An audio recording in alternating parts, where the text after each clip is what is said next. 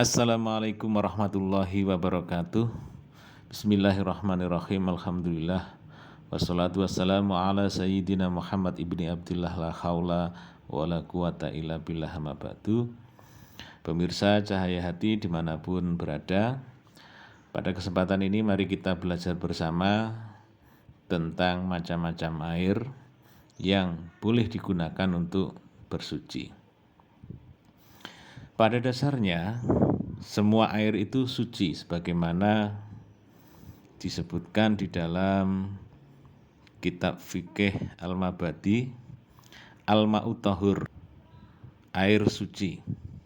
Huwa kullu ma nazala minas sama'i, yaitu segala air yang turun dari langit, au naba'a minal ardi, atau yang bersumber dari dalam bumi, bagian ala asli khilqatihi, yang masih asli dalam kejadiannya, yang masih murni, yang belum terkontaminasi, itu suci. Adapun contohnya adalah, di antaranya yang pertama adalah air hujan, air laut, air sungai, air sumber, air dari mata air embun, dan juga air salju, dan mungkin ada yang lainnya. Nah, ketika air ini masih asli, belum terkontaminasi, maka air ini menjadi air mutlak yang dibolehkan kita menggunakannya untuk berwudu. Itu pun masih ada syaratnya, ya. Syaratnya ini terkait dengan aturan. Kalau misalnya air itu banyak, yang ukurannya kira-kira adalah lebih dari 2 kolah. 2 kolah itu ukuran 60 cm persegi, maka kita bebas menggunakan air tersebut, baik dengan cara tangan kita dimasukkan ke dalam wadah itu ataupun tidak.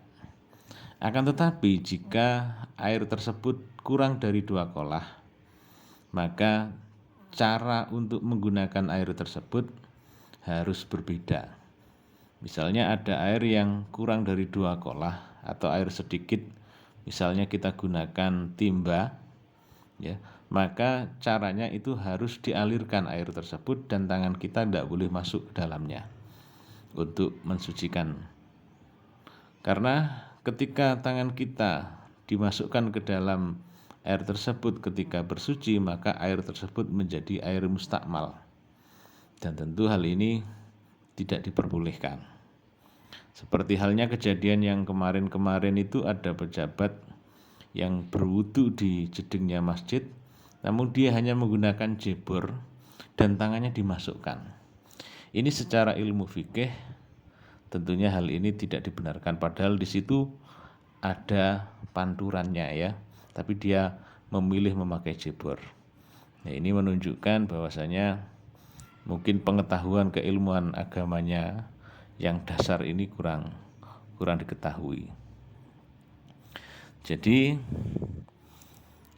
dalam penggunaan air yang mutlak, air yang murni ini ada aturan tata caranya. Pertama adalah kalau airnya banyak, lebih dari 2 kolah, tangan kita boleh masuk ke dalamnya.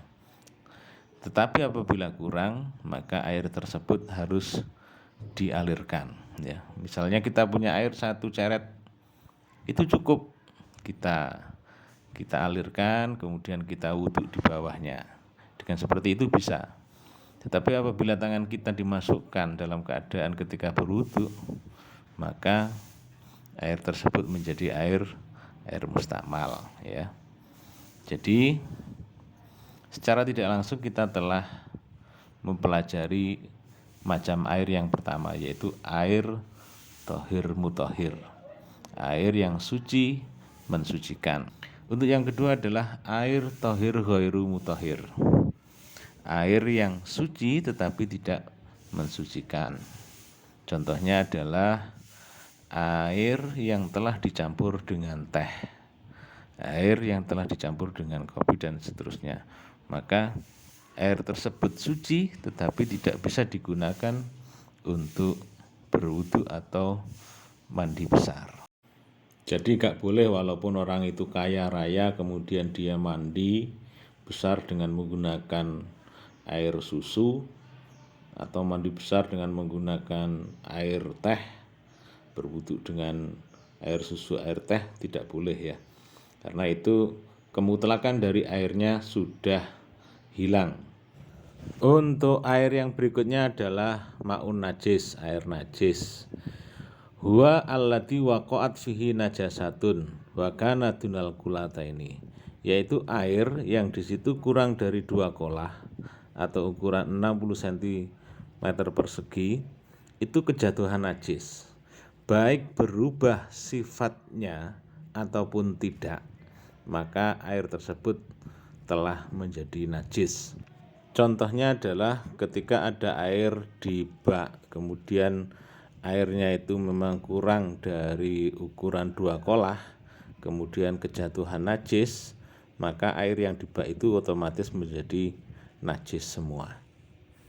Ataupun air yang mutlak, air yang masih murni tadi, itu lebih dari 2 kolah, namun mempengaruhi atas sifat pada air tersebut, misalnya warnanya, baunya, kemudian rasanya, maka air yang lebih tersebut itu juga menjadi najis. Sebagaimana Rasulullah Shallallahu Alaihi Wasallam bersabda, "Idza balaghul ma'u kullataini lam yahmil khabasa."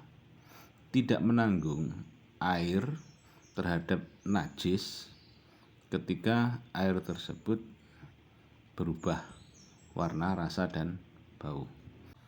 Akan tetapi air 2 kolah ini, lebih dari 2 kolah ini, apabila kejatuhan najis namun tidak merubah rasa, bau, dan juga warna, maka air tersebut masih dalam kategori suci. Seperti halnya banyak sekali orang yang buang hajat di sungai, maka air sungai itu tidak akan berubah karena buang hajat itu, maka air sungai itu tetap suci.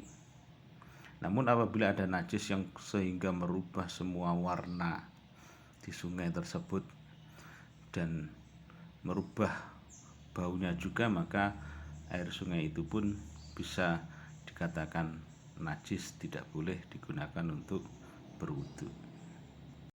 Seperti dulu di daerah saya itu, di pinggiran sungai itu ada peternak babi, yang mana setiap jam 9 siang peternak itu membuang kotoran babi ke sungai dan termasuk batang babi, yang sehingga setiap jam 9 itu air sungai itu berubah warnanya menjadi kuning ya, merata, secara merata. Dan tentunya bau, warna, rasa itu menjadi berubah semua.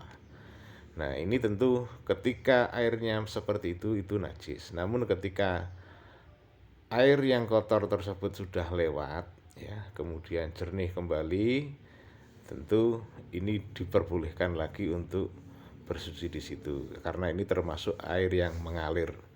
Kalau kita benar-benar tahu di depan kita ada sesuatu hal yang memang najis, ya tentunya kita tidak dibolehkan untuk melakukan wudu dalam keadaan air yang berubah tersebut. Kita lanjutkan dengan air berikutnya, yaitu air mustakmal. Air mustakmal adalah air sisa dari air yang digunakan untuk berwudu. Misalnya kita berwudu, kemudian sisa atau air yang mengalir dari bekas tangan kita, kaki kita, muka kita itu berkumpul kembali, kemudian dalam keadaan bersih ditampung lalu digunakan berwudu, itu tidak boleh ya. Itu dinamakan air mustakmal. Atau air yang memang kurang dari 2 kolah kemudian digunakan berwudu dengan cara yang salah, langsung tangan kita dimasukkan, maka secara otomatis air yang di wadah itu menjadi air mustakmal dan tidak boleh dilanjutkan. Tadi aturannya sudah disampaikan di depan, apabila airnya kurang dari 2 kolah maka harus dialirkan. Nah, ini juga sama, ketika ada orang berwudu kemudian airnya dikumpulkan bekasnya wudu itu kemudian digunakan untuk berwudu lagi, maka ini tidak diperbolehkan. Namun jika air mustakmalnya ini banyak ya, mustakmalnya ini lebih dari 2 kolah, maka air tersebut menjadi mutlak kembali, menjadi diperbolehkan untuk digunakan untuk bersuci. Namun beda lagi dengan ketika air mustakmal ini untuk mencuci pakaian dan seterusnya, itu dibolehkan. Jadi air mustakmal ini yang tidak boleh adalah digunakan untuk berwudu dan mandi besar. Tetapi kalau sudah lebih dari 2 kolah, maka air mustakmal tersebut menjadi mutlak kembali. Biasanya di masjid-masjid itu kan ada ya, jadi sebelum kita masuk ke jedingnya masjid itu ada tempat air yang untuk membasuh kaki kita, dan sedangkan ketika kita membasuh berwudu, air itu sebagian masuk ke situ ya. Jadi kalau airnya itu memang lebih dari 2 kolah, maka itu tidak menjadi air mustakmal. Tetapi kalau memang jalan yang menuju ke jeding itu ukurannya kecil banget, tentunya ini menjadi kesalahan bagi pengurus masjid. Tapi yakin insya Allah itu kebanyakan mereka sudah tahu ya, ketika kita setelah wudhu kemudian harus nyemplung kembali ke situ kaki kita, maka ini diperbolehkan. Dan sebenarnya itu juga menolong kita ya, dengan air yang ada di kolam sebelum masuk jeding itu, karena itu untuk meratakan basuhan kita, kemungkinan di bagian paling belakang di tungkak ya, tungkak ini kita airnya belum merata. Dengan seperti itu maka akan menjadi merata. Dan yang terakhir adalah air musamas.